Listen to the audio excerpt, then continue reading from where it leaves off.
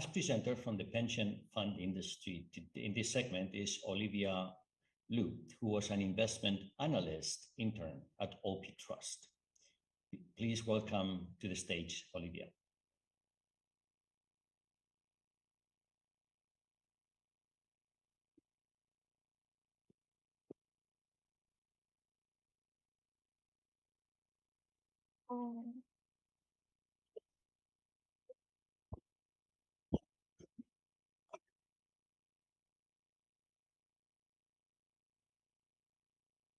Is it okay?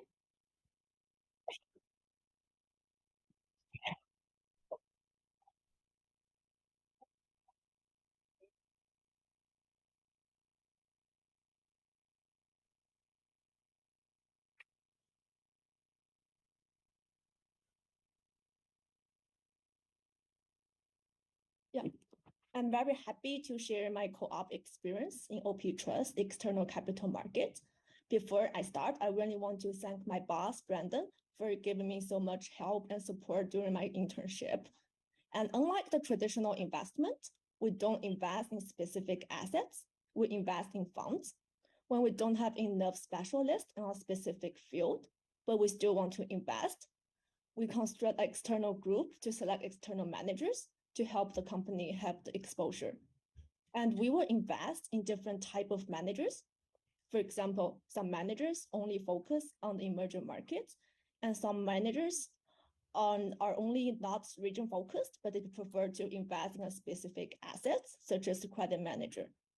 As there are so many different type of managers, we have to select the managers aligned with our existing portfolio.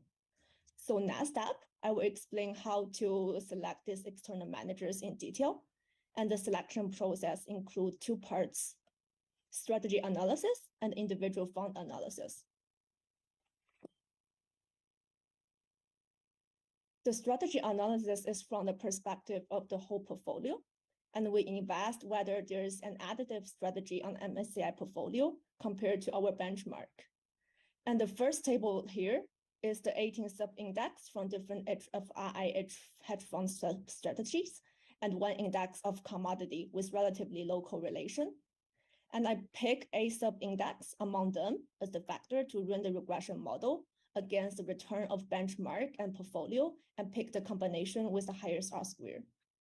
And the result is listed in the second table. And I will introduce how to read this table. The first four rows are the data for the benchmark, and the left are for our portfolio. The second row here is the sub-strategy chosen with highest R-square, and the third row is the beta of the strategy. The first row is the p-value indicating whether there's that statistically significant, and the yellow block here is the statistically significant number. And we can observe that the largest driver for the benchmark return is asset-backed strategy, and the largest driver for the portfolio is the market neutral strategy. And we are overweight for the equity long-short strategy and the quantitative directional strategy.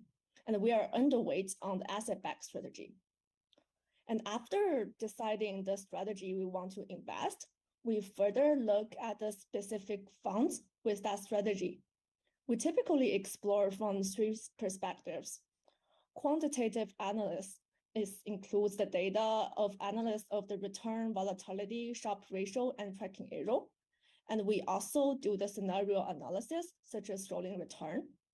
For the qualitative analysis, we should fundamentally understand the manager's business and any research and development efforts being undertaken.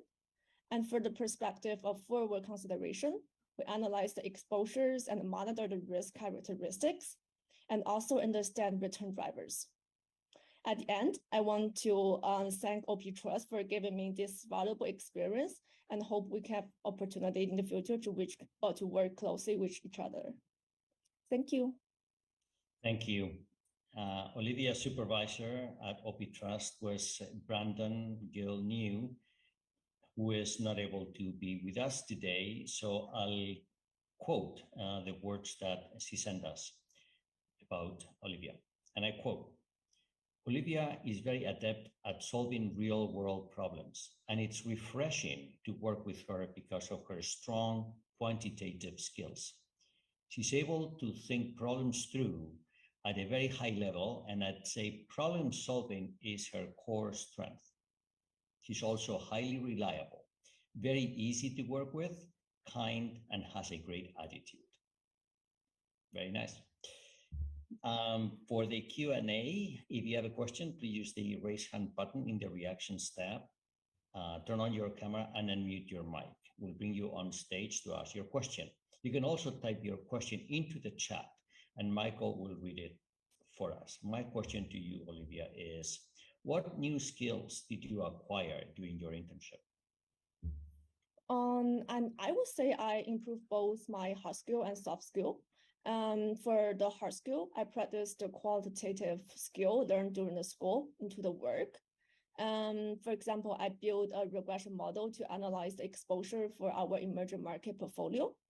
We all know that the regression model is based on assumption that all the factors are independent with each other. However, in the real life situation, the factors usually have a very high correlation with each other. So how to construct the model and analyze the data become one of the most important parts. For the soft skill, I would say that my communication skill also improved. As the roles involve a lot of opportunities to communicate with external managers. And I have learned a lot about how to convey the idea in a clearly and directed way, both on the call or through the email. And hope that answers your question. Thank you, and congratulations.